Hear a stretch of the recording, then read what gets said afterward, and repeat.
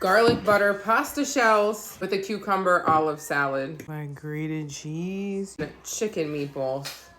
The appropriate amount of pecorino. Look at that. Dripping.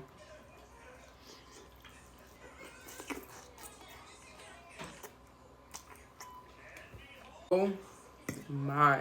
I had good pasta in a while. We didn't get pasta, I don't think, our whole vacation.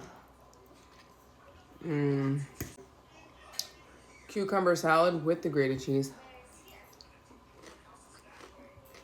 I feel this weather was just a tease, just to put us back in the 40s next week.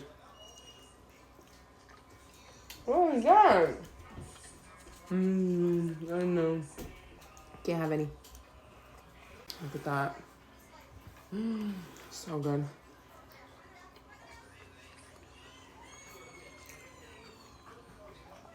Wow.